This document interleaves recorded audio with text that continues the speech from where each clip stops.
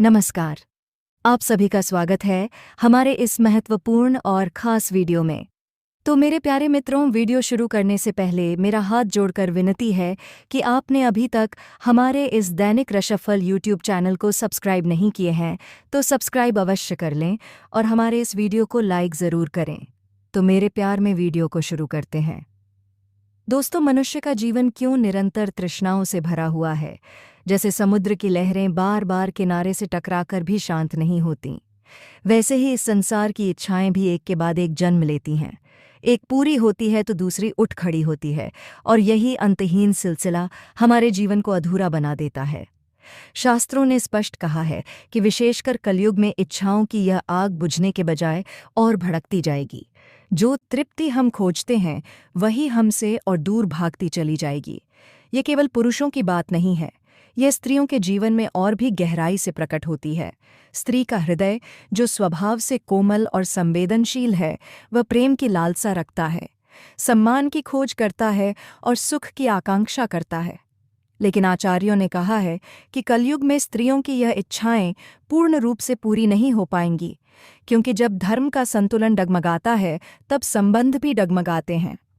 जब पुरुष कामना और मोह में फंस जाता है तब स्त्री का मन अकेला रह जाता है। वह तृप्ति की खोज करती है, पर उसे केवल असंतोष मिलता है।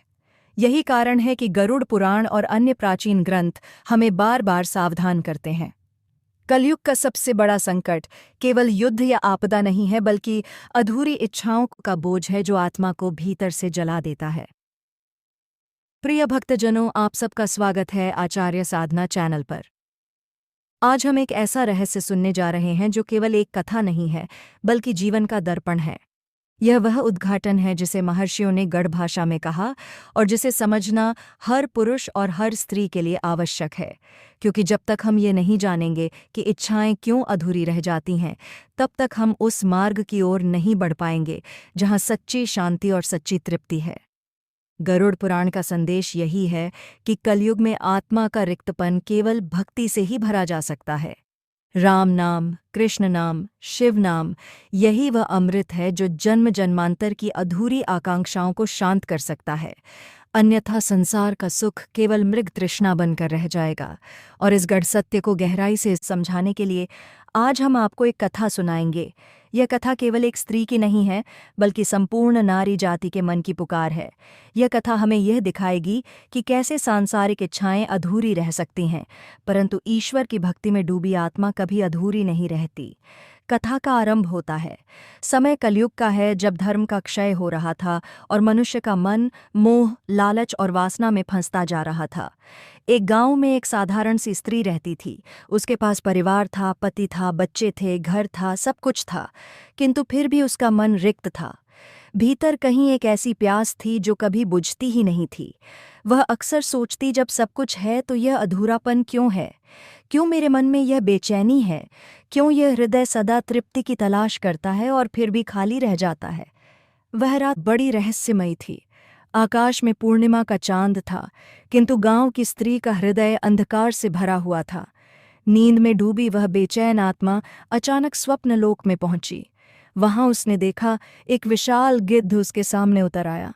उसकी आंखें अंगारों से चमक रही थीं, पंख काले आकाश को ढक रहे थे। गिद्ध ने गंभीर स्वर में कहा, हे स्त्री, तुम्हारा मन रिक्त क्यों है? यह समझने के लिए मैं तुम्हें एक कथा सुनाता हूँ। सुनो और हृदय में धार लो। गिद्ध ने अपनी चोंच से आकाश की ओर इशारा किया और कहना शुरू किया। एक समय की बात है। प्रीतनगर के राजा सोनभद्र एक दिन अपने शौक के अनुसार शिकार खेलने के लिए घने जंगल की ओर निकल पड़े। शिकार करते करते वे बहुत दूर निकल गए। तभी प्रकृति का रूप अचानक बदल गया। आकाश में घनघोर बादल छा गए। आंधी और तूफान ने पूरे वन को ढक लिया। दृष्टि धुंधली हो गई और राजा अपने सिपाहियों और साथियों से बिछड़ गए। दिन ढलने लगा और अंधकार घिराया। राजा चिंतित हो उठे कि अब वह अपने नगर का मार्ग कैसे पाएंगे। जंगल हिंसक पशुओं से भरा हुआ था, इसीलिए उसी रात वहां रुकना उनकी विवशता बन गई। राजा मन ही मन प्रभु से प्रार्थना करते हुए किसी सुरक्षित स्थान की खोज में आगे बढ़े। तभी उन्हें दूर से धुएं का संकेत दिखाई दिया। आशा की किरण जगते ही वे उस ओर बढ़े और जाकर देखा कि एक छोटी सी झोपड़ी खड़ी है।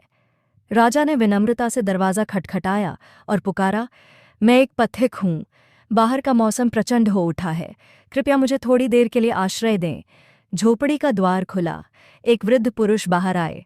उन्होंने राजा को देखा, पर पहचान छिपी रही, क्योंकि राजा ने स्वयं को केवल मुसाफिर बताया था। वृद्ध ने करबद्ध होकर अतिथि का स्वागत किया और आदरपूर्वक भीतर ले गए। उस वृद्ध की एक कन्या थी, युवावस्था की सौम्यता से युक्त रूप और गुण से सुशोभित। पिता और पुत्री दोनों ही उस वन में निवास करते थे। वृद्ध लकड़ियां काटकर नगर में बेचते और उसी से उनका जीवन यापन चलता। कन्या ने बड़े मनोयोग से अतिथि के लिए भोजन तैयार किया।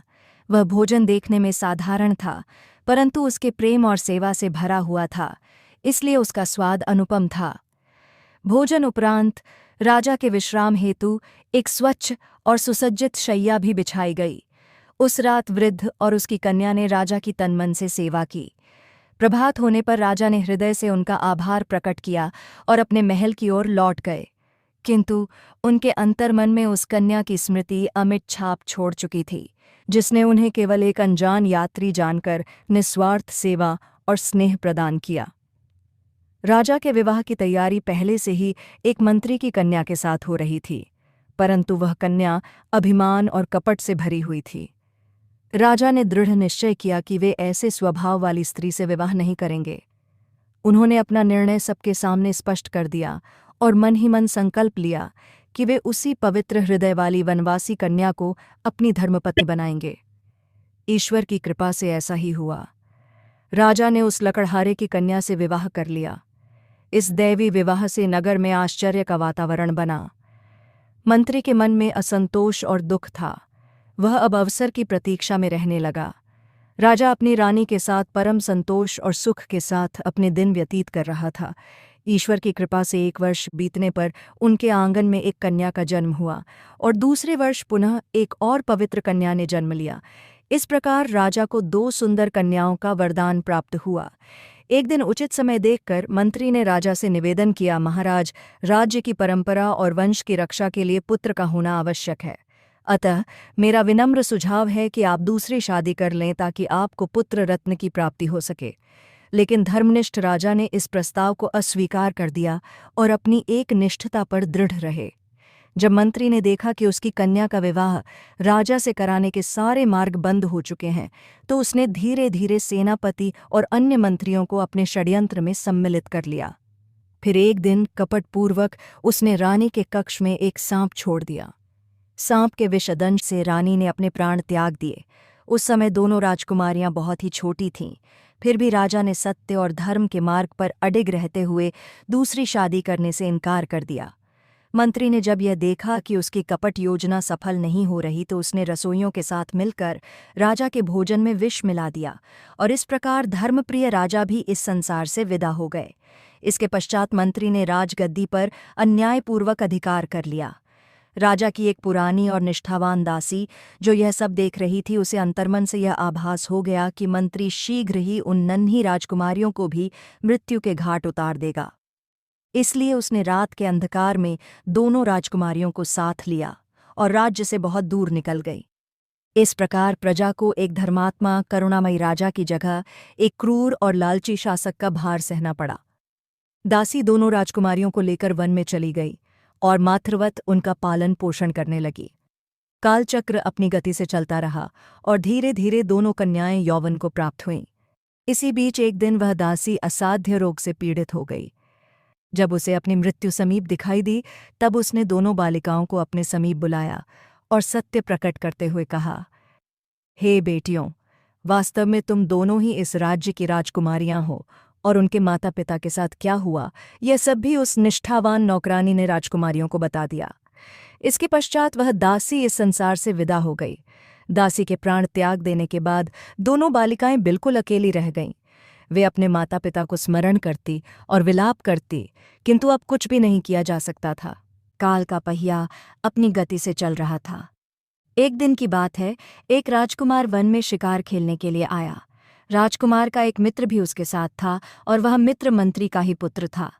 राजकुमार ने उस दिन 2 तीतरों का शिकार किया और फिर अपने मित्र से कहा कि वह उनका मांस पकाए।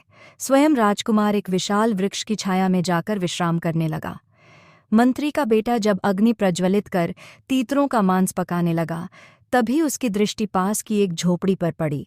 वहां एक अत्यंत सुंदर कन्या खड़ी हुई थी, जो विस्मय से मंत्री के पुत्र की ओर देख रही थी।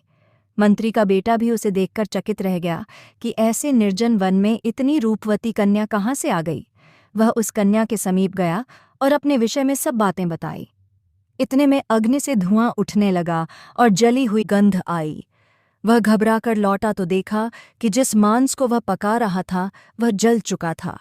इससे वह अत्यंत व्याकुल हो उठा। तब वह कन्या स्नेहपूर्वक बोली, यदि तुम चाहो तो मैं तुम्हारे लिए तीतर पकड़ देती हूँ। और उसने तीतर पकड़कर मंत्री के पुत्र को दे दिए। उसने उन्हें पकाया और राजकुमार के पास ले गया। राजकुमार बहुत देर से प्रतीक्षा कर रहा था। वह मन ही मन सोच रहा था कि आज मेरे मित्र को इतनी देर क्यों हो रही है। इससे पहले तो वह कभी इतना विलंब नहीं करता। जब मंत्री का पुत्र पका हुआ मांस लेकर आया और राजकुमार ने उसे चखा, तो वह आश्चर्यचकित रह गया। उसने अपने मित्र से कहा, आज तुम्हारे हाथ से इतना स्वादिष्ट मांस कैसे बन गया? आज से पहले तो तुम्हारे हाथ में ऐसा स्वाद कभी नहीं आया। तब मंत्री का पुत्र बोला, पास ही एक झोपड़ी है, वहां एक रूपवती कन्या रहती है। आज वही इस मांस को पकाकर लाई है, क्योंकि मैं तो उसे देखता ही रह गया। उधर छोटी राजकुमारी जब नदी से वस्त्र धोकर झोपड़ी में लौटी, बड़ी राजकुमारी ने उसे मंत्री के पुत्र की सारी बातें बताई कि किस प्रकार वह मुझे निहारता रह गया। यह सुनकर छोटी बहन बोली, बहन अब देखना वह राजकुमार को लेकर अवश्य आएगा, और तुम इतनी रूपवती हो कि राजकुमार तुम्हें देखकर मोहित हो जाएगा और तुम्हें वरण कर लेगा। अतः तुम राजकुमार के साथ चली जाना और विवाह कर लेना, किंतु मेरे विषय में किसी से कुछ मत कहना। यह सुनकर बड़ी राजकुमारी बोली, नहीं बहन, मैं तुम्हें छोड़कर कहीं नहीं जाऊंगी। तब छोटी राजकुमारी ने उसे समझाया, देखो बहन, मैं तुम्हारे पीछे ही आऊंगी, परंतु हमारा यह संबंध संसार के सम्मुख प्रकट नहीं होना चाहिए। यह कहते हुए वह बाहर गई और जब लौट कर आई तो उसके हाथों में बहुत छोटे छोटे श्वेत पुष्प थे। वह फूल अपनी बड़ी बहन को सौंपते हुए छोटी बहन ने कोमल स्वर में कहा, जब राजकुमार तुम्हें लेकर जाएगा तो तुम मार्ग में यह पुष्प एक एक करके गिराती रहना।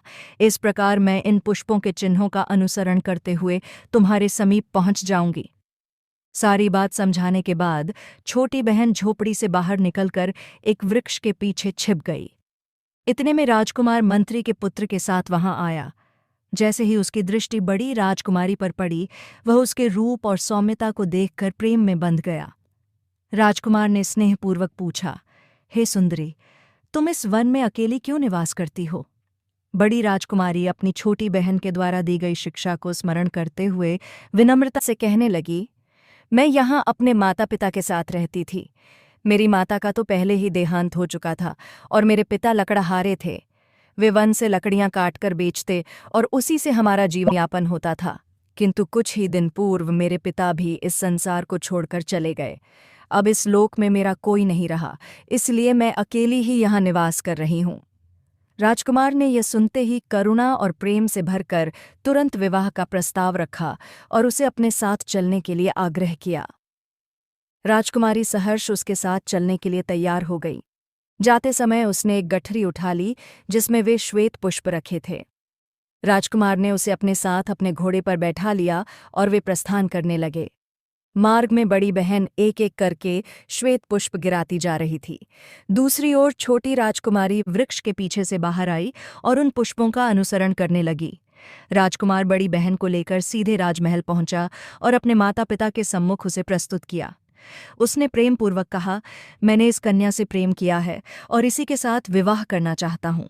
असल में राजकुमार की पहले से भी एक पत्नी थी जो अत्यधिक अभिमानी और कठोर स्वभाव की थी। उसकी माता भी महल में उसके साथ ही रहती थी। वह अब तक राजकुमार को संतान देने में असमर्थ रही थी।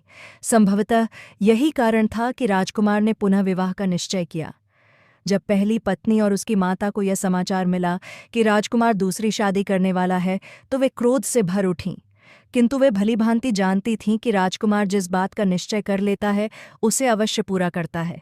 इसीलिए उन्होंने बाह्य रूप से प्रसन्नता का अभिनय किया और कहा, कितनी हर्ष की बात है कि राजकुमार का पुनः विवाह हो रहा है। अब हम सौतन नहीं बल्कि बहनों की तरह रहेंगे। जब राजकुमार की पहली पत्नी ने विवाह पर कोई विरोध नहीं किया तो शेष लोग भी विवाह के लिए सहमत हो गए। उधर छोटी राजकुमारी उन पुष्पों के मार्गदर्शन से नगर में पहुंच गई। नगर उत्सवमय दिखाई दे रहा था। चारों ओर उल्लास और रौनक छाई हुई थी। उसने एक वृद्धा से पूछ लिया, अम्मा, आज नगर में यह हर्ष और सजावट क्यों है? तब वृद्धा ने प्रेमपूर्वक उत्तर दिया, हे कन्या, हमारे राजकुमार को वन से एक अत्यंत सुंदरी कन्या मिली है और राजकुमार उसके साथ विवाह करने वाला है। इसी कारण समस्त नगर में उत्सव मनाया जा रहा है। तब छोटी बहन ने उस वृद्धा से निवेदन किया, अम्मा, क्या मुझे यहाँ कोई काम मिल सकता है? मैं गांव से आई हूँ। मेरे माता पिता इस संसार से जा चुके हैं और रहने के लिए कोई आसरा भी नहीं है। वृद्धा ने करुणा से कहा, हाँ पुत्री, काम तो अवश्य मिल सकता है क्योंकि आजकल महल में बहुत कार्य है और मैं भी उसी ओर जा रही हूँ। उस वृद्धा की एक कन्या थी जो कुछ दिन पूर्व ही असाध्य रोग के कारण देह त्याग चुकी थी। वृद्धा ने भावुक होकर कहा, तुम्हें देखकर मुझे अपनी उस बेटी की याद आ रही है। यदि तुम चाहो तो मेरी बेटी बनकर मेरे ही घर में रह सकती हो। असल में यह वृद्धा अपने यौवन में महल में दासी का कार्य किया करती थी, किंतु वृद्धावस्था के कारण उसने वह काम छोड़ दिया था। छोटी राजकुमारी ने विनम्र भाव से कहा, ठीक है अम्मा, मैं आपके घर में ही रहूंगी, किंतु मैं सेवा करना चाहती हूँ। यदि आप चाह तो मुझे महल में कोई कार्य दिला सकती हैं। यह सुनकर वृद्धा उसे लेकर महल की ओर चल दी, जहां हर ओर उल्लास और हर्षोल्लास का वातावरण था। जब वह वृद्धा उसे लेकर महल पहुंची, तभी सामने से राजकुमार की पहली पत्नी आती हुई दिखी। वह उस वृद्धा को भली भांति जानती थी। वृद्धा ने झुककर उसे प्रणाम किया और निवेदन किया, यह मेरी जी है जो आज ही गांव से आई है। इसके माता पिता अब जीवित नहीं हैं। मेरी प्रार्थना है कि आप इसे महल में दासी के रूप में रख लें। राजकुमार की पहली पत्नी ने छोटी राजकुमारी को गहन दृष्टि से देखा और फिर उसे अपने कक्ष में ले गई। उसने मधुर परंतु चालाक स्वर में कहा, सुनो कन्या, तुम इतनी दूर अपने गांव से यहाँ काम करने के लिए आई हो। मुझे प्रतीत होता है कि तुम्हें अपनी दरिद्रता मिटाने के लिए धन की आवश्यकता है। यदि तुम यहाँ मेरी विशेष दासी बनकर रहोगी और मेरे कहे अनुसार कार्य करोगी तो मैं तुम्हें अपार धन दूंगी, क्योंकि महल की बाकी दासियां तो पुरानी हैं और वे मेरा साथ नहीं देती। तुम्हें सबसे बचकर केवल मेरे लिए सेवा करनी होगी। बोलो, क्या यह तुम्हें स्वीकार है? छोटी बहन जान चुकी थी कि यह स्त्री राजकुमार की पहली पत्नी है और उसकी वाणी से किसी गहन षड्यंत्र की गंध आ रही है। परिस्थिति को समझते हुए वह तुरंत बोली, रानी जी, मैं आपकी हर आज्ञा का पालन करूंगी। उसका उत्तर सुनकर वह मुस्कुराई और बोली, अभी तो मैं रानी नहीं हूं। जब राजकुमार राजा बनेगा तब मैं रानी बनूंगी। छोटी बहन ने श्रद्धा से उत्तर दिया, आप चिंता न करें, यदि प्रभु की इच्छा हुई तो शीघ्र ही आप रानी बन जाएंगी। यह सुनकर राजकुमार की पहली पत्नी प्रसन्न होकर बोली, तुम तो बहुत ही योग्य हो। बस आज से ही महल में मेरे लिए सेवा आरंभ कर दो और मेरे कहे अनुसार ही चलना। छोटी बहन ने विनम्रता से कहा, जी अवश्य, आप निश्चिंत रहिए, मैं हर कार्य पूरी निष्ठा और समर्पण से करूंगी। इसके बाद वह पहली पत्नी उसे लेकर बड़ी राजकुमारी अर्थात उसकी बड़ी बहन के कक्ष में पहुंची और कहने लगी, यह कन्या आज से आपकी दासी है। तुम्हें जो भी कार्य करवाना हो यह कन्या कर देगी। ऐसा कहकर पहली पत्नी वहां से चली गई। अब जब बड़ी बहन की दृष्टि अपनी छोटी बहन पर पड़ी तो उसका हृदय आनंद से भर गया। वह बोली, बहन, तुम कितनी अच्छी हो। राजकुमार की पहली पत्नी कहने लगी, महल में मुझे बहुत कार्य हैं, मैं उन्हें देखने जा रही हूँ। उसके जाते ही दोनों बहनें प्रेम से एक दूसरे के गले लग गईं। छोटी बहन ने अपनी बड़ी बहन को यह सत्य नहीं बताया कि महल में आकर उसे किस प्रकार का कार्य करना पड़ा है। 2 दिन के बाद राजकुमार का विवाह बड़ी बहन के साथ संपन्न हुआ। सब लोग हर्षित थे, केवल पहली पत्नी को छोड़कर। छोटी बहन दिन रात पहली पत्नी के साथ रहती और चुपचाप यह सोचती रहती कि वह किसी प्रकार दूसरी पत्नी से छुटकारा पाए। कुछ समय पश्चात बड़ी बहन गर्भवती हो गई। यह समाचार राजकुमार की पहली पत्नी के लिए अत्यंत कष्टदायक था, क्योंकि अब तक वह राजकुमार को संतान नहीं दे सकी थी। दूसरी ओर राजा, रानी और राजकुमार परम प्रसन्न थे और अब बड़ी बहन का और भी अधिक ध्यान रखा जाने लगा। इधर छोटी बहन, जो पहली पत्नी के समीप रहकर उसकी ईर्ष्या को भली भांति देख रही थी, बहुत ही व्याकुल रहने लगी। एक दिन अवसर पाकर उसने बड़ी बहन से कहा, हमें महल छोड़कर कहीं दूर चले जाना चाहिए। छोटी बहन यह भी नहीं कह सकती थी कि राजकुमार की पहली पत्नी उससे ईर्ष्या करती है, क्योंकि यदि वह यह कह भी देती तो कोई उस पर विश्वास न करता। कारण यह था कि राजकुमार की पहली पत्नी सबके सामने छोटी बहन का बड़ा ध्यान रखती थी। बड़ी बहन यह सुनकर बोली, बहन, यहाँ तो सभी मुझे बहुत प्रेम करते हैं। मैं तो तुम्हें उसी समय कह रही थी कि मेरे साथ महल में चलो, पर तुमने ही मना किया था और कहा था कि हमारा यह रिश्ता सबसे छुपा कर रखना। यदि तुम कहो तो मैं अभी राजकुमार को सब कुछ बता दूं कि तुम मेरी बहन हो। किंतु बुद्धिमान छोटी राजकुमारी जानती थी कि अब यह रहस्य प्रकट करने से लोग उन्हें असत्यवादी समझेंगे। वे सोचेंगे कि हमने जानबूझकर अपना यह संबंध छिपाया, और यह भी हो सकता है कि वे हमें षड्यंत्रकारी या गुप्तचर समझ लें। ये सब विचार करके छोटी बहन ने बड़ी बहन से कहा, नहीं बहन, अभी किसी से कुछ मत कहना। कुछ दिनों के पश्चात जब शिशु के जन्म का समय आया, तब राजकुमार की पहली पत्नी ने छोटी बहन को बहुत सारा धन देकर कहा, ऐसे ही बालक जन्म ले, तुम उसे उठा लो और प्राणांत कर दो। उसकी जगह बिल्ली का बच्चा रख देना। छोटी बहन बोली, यह तो मेरे लिए बहुत ही सरल है। जब शिशु का जन्म हुआ तो दाई ने बेहोश पड़ी माँ अर्थात बड़ी रानी के समीप से शिशु को उठाया और छोटी बहन को सौंपते हुए कहा, इसे शीघ्र ले जाकर नष्ट कर दो और उसकी जगह बिल्ली का बच्चा रख दो। छोटी बहन ने तुरंत बालक को वस्त्र में लपेटा और गुप्त मार्ग से अपने घर पहुंची। वहां उसने उस नन्हे शिशु को वृद्धा अम्मा को सौंपते हुए कहा, अम्मा, यह शिशु मेरी बड़ी बहन का है। ये बात तुम किसी से मत कहना। इसे बकरी का दूध पिलाकर पाल लो। मैं संध्या तक आकर इसे संभाल लूंगी। छोटी बहन यह कहकर शीघ्रता से महल की ओर लौट गई। वृद्धा अम्मा ने उससे कोई प्रश्न नहीं किया, क्योंकि वह समझ रही थी कि यह समय अत्यंत नाजुक है। तो मेरे प्यारे मित्रों, इस वीडियो को यहीं पर समाप्त करते हैं। मिलते हैं फिर अगले वीडियो में। धन्यवाद।